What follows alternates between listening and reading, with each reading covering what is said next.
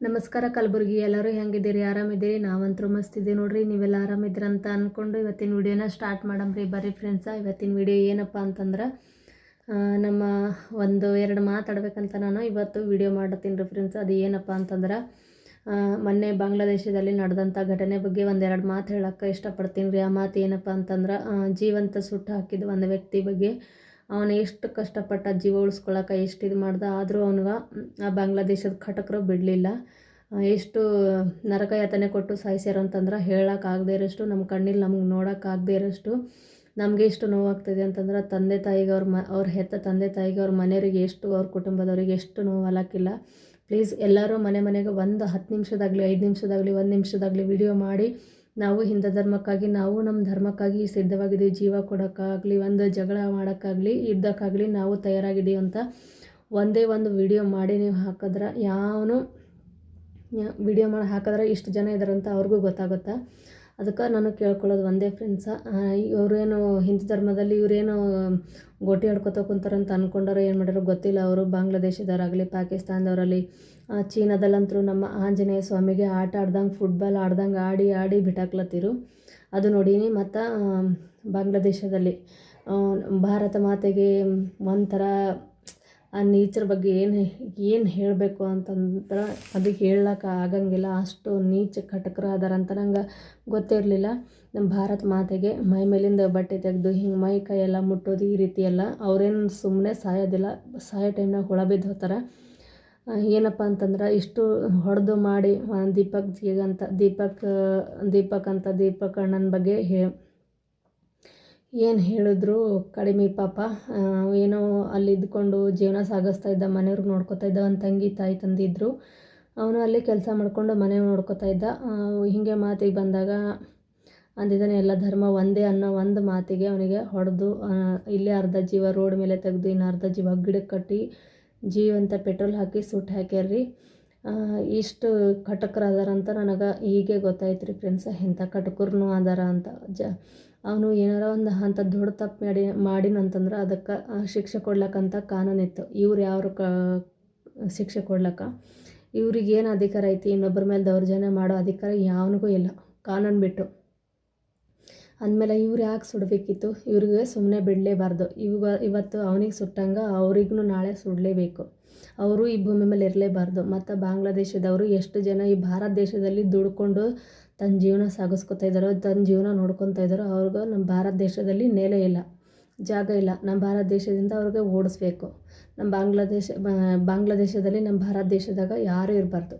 ಬಾಂಗ್ಲಾದೇಶದವರು ಇಲ್ಲಿ ಯಾರಿಗೂ ಸ್ಥಾನನೇ ಇಲ್ಲ ನಮ್ಮ ಭಾರತ ದೇಶದಲ್ಲಿ. ಅವರೇ ನಮ್ಗೆ ಉಳಿಸೋದಿಲ್ಲ. ಮತ್ತು ಯಾವನು ಅಂತಾನೆ ಮುಸ್ಲಿಮ್ದವನು. ಈ ಮಾತು ಎಲ್ಲರಿಗೂ ಅಲ್ಲ, ಕೆಲವೊಬ್ರಿಗೆ ಹೇಳತ್ತೀನಿ. ಕೆಲವೊಬ್ರು ಕೆಟ್ಟವ್ರು ಇದ್ದವ್ರಿಗೆ ಈ ಮಾತು ಹತ್ತದಂತ ಅನ್ಕೋತೀನಿ. ಒಳ್ಳೆಯವರು ಅದಾರ, ಮುಸ್ಲಿಮ್ದವ್ರು ಅಂದ್ರೆ ಒಳ್ಳೆಯವರು ಅದಾರ, ನಮ್ಮ ಭಾರತ ದೇಶಕ್ಕಾಗಿ ಜೀವ ಕೊಡೋರು ಅದಾರ ಅಂತನ ಯಾವನೋ ಒಬ್ಬನ ವೀಡಿಯೋ ಮಾಡಿಬಿಟ್ಟು ಏನಪ್ಪ ಅಂತಂದ್ರೆ ನಮ್ಮ ಭಾರತ ದೇಶದಲ್ಲಿ ಹುಕ್ಕಿ ಹೊಡಿತಾನಂತ. ನಮಗೆ ಬಚ್ಕೊಳಕ್ಕೆ ಜಾಗ ಸಿಗಬಾರ್ದಂತ ಆ ರೀತಿ ಹುಕ್ಕಿ ಹೊಡಿತಾನಂತ. ಅವನಿಗೆ ಯಾವನ ಅಧಿಕಾರ ಕೊಟ್ಟು ಗಾಂಡ ಥರ ಅಲ್ಲೇ ಕೂತ್ಕೊಂಡು ಮಾತಾಡೋದಲ್ಲ. ಅವನ ಬಲ್ ಅಷ್ಟೇ ತಾಕತ್ತಿತ್ತು ಅಂತಂದ್ರೆ ವಿಡಿಯೋ ಮಾಡಿ ಹಾಕೋದಲ್ಲ, ಮಾಡಬೇಕು ಅವನು.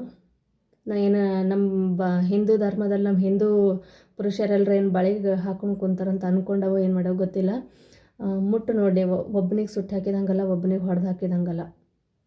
ಅವ್ರ ಬಲ್ಲ ಅಷ್ಟು ತಾಕತ್ತಿದ್ರೆ, ಅಷ್ಟು ದಮ್ಮೆ ಇದ್ರೆ ಅವ್ರು ಬಂದುಬಿಟ್ಟು ನಮ್ಮ ಭಾರತ ದೇಶದಲ್ಲಿ ನಮ್ಮ ಹಿಂದೂದವ್ರ ಮೇಲೆ ಸುಮ್ಮನೆ ಕೈ ಇಡಲಿ. ಅವರು ಕೈ ಇಟ್ಟು ನೋಡಲಿ, ಅವಾಗ ಏನಾಗುತ್ತಂತ ಗೊತ್ತಾಗುತ್ತೆ ಅವ್ರಿಗೆ.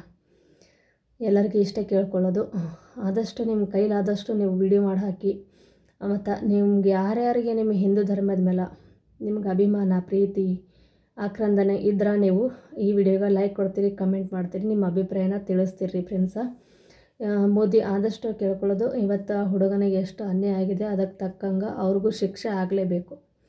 ಪೊಲೀಸ್ ಅಂತೆ ಅವನು, ಬಾಂಗ್ಲಾದೇಶದವನು ಪೊಲೀಸ್ ಆಗಿ ಮುಂದೆ ಇದ್ದುಕೊಂಡು ನನ್ನ ಜೀವ ಉಳಿಸು ಅಂತ ಕೈ ಹಿಡ್ಕೊಂಡ್ರೆ ಅವನಿಗೆ ಕರ್ಕೊಂಡು ಬಂದು ಉಲ್ಟಾ ಅವ್ರ ಕೈಯಲ್ಲೇ ಕೊಟ್ಟು ಬಡಿಯೋದನ್ನು ನಿಂತ್ಕೊಂಡು ಕೈಲಾಗದೆ ಇದ್ದವನ ಥರ ನೋಡ್ತಾನೆ ಕಣ್ಣಿಲಿ. ಅವನೊಬ್ಬನು ಪೊಲೀಸ್ ಅಂದ್ರೆ ಕಾನೂನು. ನಾವು ಹಾಕ್ಕೊಂಡಿರೋ ಕಾಕಿ ಬಟ್ಟೆಗೆ ಗೌರವ ಕೊಡೋದು ಕಲಿಬೇಕು ಮೊದಲು. ನಾವು ಮಾಡ್ತಾ ಇರೋ ಕೆಲಸಕ್ಕೆ ನಿಯತ್ ಅನ್ನೋದು ಇರಬೇಕು ಮೊದಲು. ಅದರಿಂದ ನಾವು ಒಂದು ತುತ್ತು ಅನ್ನ ತಿಲ್ಲತ್ತೀವಿ ಅಂತಂದ್ರೆ ಅದ್ರ ಮೇಲೆ ಗೌರವ ಇರಬೇಕು. ಅಂಥ ಬೇವರ್ಸಿ ಹುಟ್ಟಿದವಕ್ಕೆ ಅವಕ್ಕೆ ಏನೂ ಇಲ್ಲ. ನಿಂತ್ಕೊಂಡು ತಂದು ಅವ್ರ ಕೈಯಲ್ಲಿ ಕೊಡ್ತಾನೆ. ಅವನಿಗೆ ಉಲ್ಟಾ ಹೊಡೀರಿ ಅಂತೇಳಿ ತಂದು ಕೈಯಲ್ಲಿ ಕೊಡ್ಲತ್ತಾನ. ಅವನು ಒಬ್ಬ ಪೊಲೀಸ. ಗೌರ್ಮೆಂಟ್ ಜಾಬ್ ಅಂತಂದಮೇಲೆ ಗೌರ್ಮೆಂಟ್ ಜಾಬ್ಕಿನ ಕಾಕಿ ಅನ್ನೋದು ಎಷ್ಟು ಪವಿತ್ರ ಅನ್ನೋದೇ ಗೊತ್ತಿಲ್ಲ ಹಲ್ಕ ನನ್ನ ಮಕ್ಕಳಿಗೆ. ಇಷ್ಟ ಆದರೂ ನೋಡ್ಕೊಂಡು ಹೊಡೆದು ಬಡ್ದು ಸುಮ್ಮನೆರ ಬಿಟ್ರೆ ಅದು ಇಲ್ಲ. ಜೀವಂತ ಸುಟ್ಟಾಕ್ಯಾರ್ರಿ, ಜೀವಂತ ಸುಟ್ಟಾಕ್ಯಾರ. ನಾವು ನೋಡೋರಿಗೆ ನಮಗಿಷ್ಟು ರಕ್ತ ಕುದೀತದ ಅಂದಮೇಲೆ ಹೆತ್ತ ತಾಯಿ ಆತ್ಮ ಎಷ್ಟು ಚೆರ್ರಲ್ಲಕ್ಕಿಲ್ಲ. ಲಾಸ್ಟಾಗಿ ಕೊನೆಯದಾಗಿ ಇವ್ರು ಮಾತ್ರ ಬಿಡೋಂಗಿಲ್ಲ ಅಂದ್ಬಿಟ್ಟು ತಾಯಿ ಫೋನ್ ಮಾಡಿ ಹೇಳ್ತಾನೆ, ನನ್ನ ಜೊತೆ ಅಂತೂ ಹಿಂಗೆ ನಡೆದದ, ನಾನಂತೂ ಇವತ್ತು ಸಾಯತ್ತೀನಿ ಅಂತ ಫೋನ್ ಮಾಡಿ ಹೇಳಿದಾಗ ಆ ಮಾತು ಕೇಳಿದ ತಾಯಿಗೆ ಎಷ್ಟು ಸಂಕಟ ಆಲಕ್ಕಿಲ್ರಿ ಫ್ರೆಂಡ್ಸ. ಎಷ್ಟು ಗೋಳಾಡ್ಕೊಂಡು ಅಳ್ಳತ್ತಿಳು. ಎಷ್ಟು ಒಬ್ಬಳೆ ತಂಗಿ ತಾಯಿ ತಂದೆ, ಇವನೊಬ್ಬನೇ ಮಗ. ಹೆಂಗೆ ಮಾಡಿದ್ರೆ ಆ ತಾಯಿಯ ಆತ್ಮರ ಎಷ್ಟು ಉರಿಲಕ್ಕಿಲ್ಲ. ಇಂಥ ಕಟುಕರಂದ್ರು ಇವತ್ತು ಅವನಿಗಾದ ಶಿಕ್ಷೆ ನಾಳೆಗೆ ಅವ್ರಿಗೂ ಆಲೇಬೇಕು. ಇವತ್ತು ಅವನಿಗೆ ಹಂಗೆ ಸುಟ್ಟಾಕ್ಯಾರ, ಮೋದಿ ಅವ್ರಿಗೂ ಹಾಗೆ ಸುಟ್ಟಾಕಬೇಕು. ಅವ್ರಿಗಂತೂ ಸುಮ್ಮನೆ ಬಿಡಬಾರ್ದು. ಅವ್ರಿಗೂ ಸುಟ್ಟು ಹಾಕಲೇಬೇಕು.